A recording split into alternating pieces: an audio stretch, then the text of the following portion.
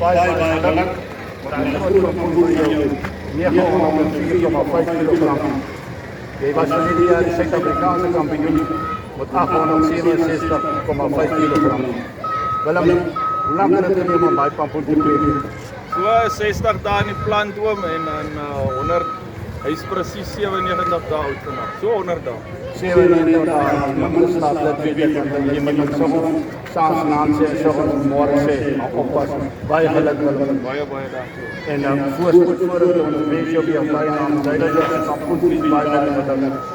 904,5 kg. Dankie Willem.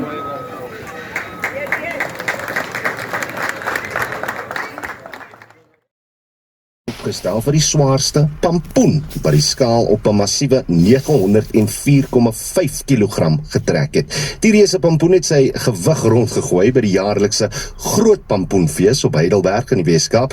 Willem Lagrangie van Ruiterbos naby Mosselbaai het die bilie gekweek. Tanya Kraus het die fees bygewoon en die volgende verslag saamgestel.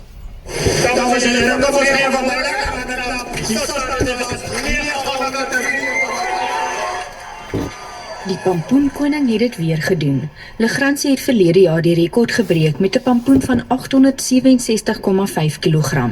Sy nuwe reuse kalbas het die skaal op 904,5 kg laat kraak. Ek het nie verwag dat die pampoen so swaar gaan inweeg nie. Hy het baie minder geweeg op maatband wat ons meer meet. Het jy 'n formule wat vir jou naaste by 'n gewig gee en gewoonlik is dit baie naby aan dit. Dis 'n goeie genepool. So ons gaan definitief weer dit behou en weer aangaan met die pampoen se gene. Mens kan dit nie verlore laat gaan nie. Lagrangie sê dit is nie 'n maklike taak om so reus te kweek nie, aangesien dit met ekstra waaksaamheid versorg moet word.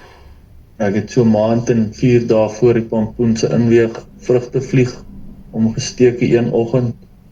Ek het dit dadelik raak gesien toe ek daar kom. Dit uitgegrawe die eiertjie en die larwes om ontsmet en behandel en om droog gekry.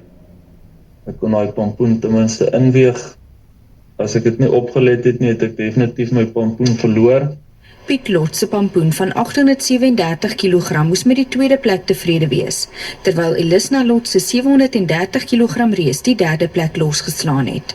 Ek is Tanya Krause op George.